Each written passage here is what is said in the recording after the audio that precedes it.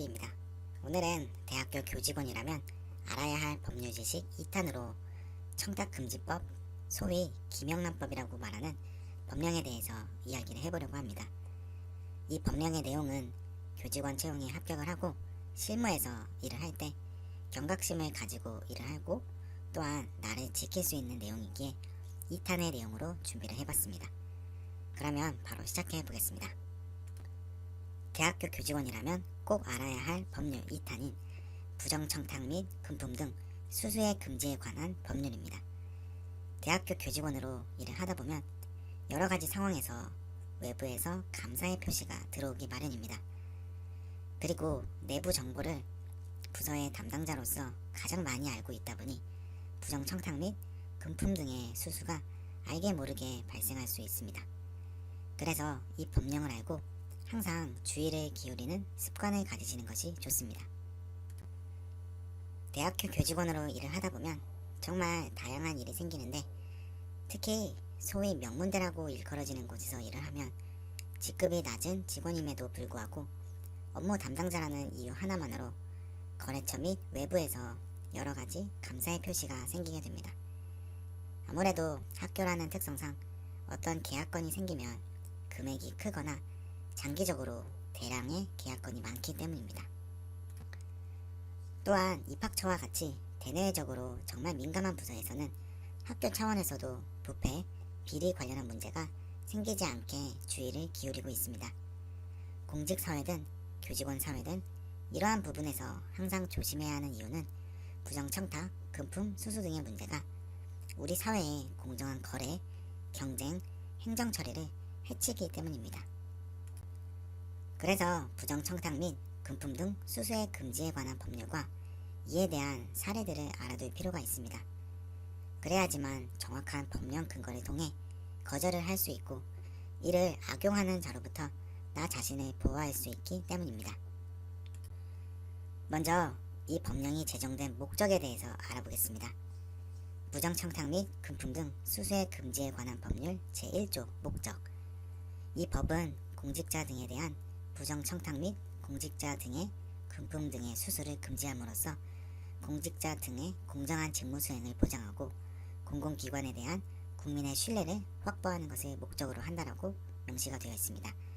즉 크게 두 가지 목적이 있는데 하나는 공공기관에 대한 국민 신뢰 확보가 있고 두 번째로 선의의 공직자 등에 대한 보호가 있습니다. 그렇다면 법령에서는 공공기관, 공직자 등이라고 말하는데 과연 대학교 교직원도 해당이 되는지 법령을 통해서 알아보겠습니다. 부정청탁 및 금품 등 수수의 금지에 관한 법률 제2조 정의를 살펴보겠습니다. 첫 번째로 공공기관이란 다음 항목의 어느 하나에 해당하는 기관, 단체를 말한다고 하는데 라본에서 초중등교육법, 고등교육법, 유아교육법 및 그 밖의 다른 법령에 따라 설치된 각급 학교 및 사립학교법에 따른 학교법인 즉 대학교도 포함이 되는 것으로 나와 있습니다.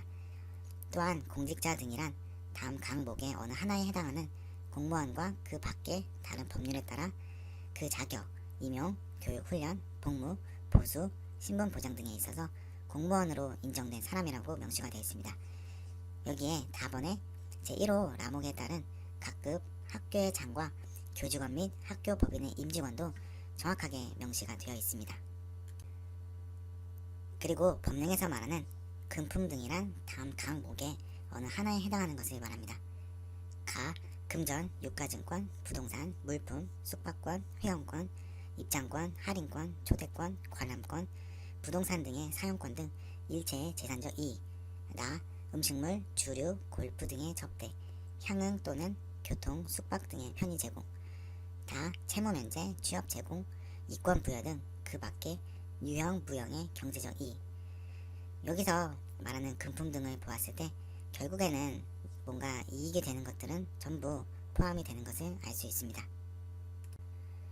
이 법령에서 본문을 카테고리별로 나눠서 보자면 첫 번째로는 목적, 정의 등의 총칙이 있고 제2장에선 부정청탁의 금지 등 제3장에선 금품 등의 수수금지 제4장 부정청탁 등 방지에 관한 업무의 총괄 등 마지막으로 제5장 징계 및 벌칙이 있습니다.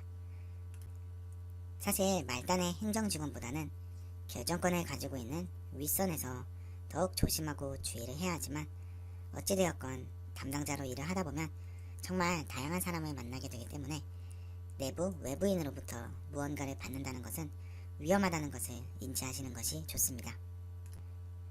저 같은 경우도 학교 내부에서 관련한 지원 교육을 받았고 업무 현장에서도 거래처에서 홍보 차원에서 나눠주는 샘플도 거절할 만큼 혹시 모를 상황을 방지하기 위해 주의를 기하곤 했습니다. 실제로 국민권익위원회가 공개한 자료에 따르면 음료수 한 박스를 받았다는 이유로 과태료 처분이 내려진 케이스도 있기 때문입니다. 제가 참고하시면 좋은 사이트들을 정리하여 영상 설명란에 남겨놓도록 하겠습니다. 만약 교직원 취업에 합격하여 본격적으로 일을 시작하셨다면 이 사이트들을 꼭 한번 방문하여 읽어보시는 것을 추천드립니다. 이번 영상이 도움이 되셨으면 구독과 좋아요 꼭 눌러주세요. 그리고 제 채널에 올라와 있는 취업 준비 영상들과 매주 업데이트되는 대학교 교직원 위클리 채용 정보도 놓치지 않으시길 바라겠습니다. 감사합니다.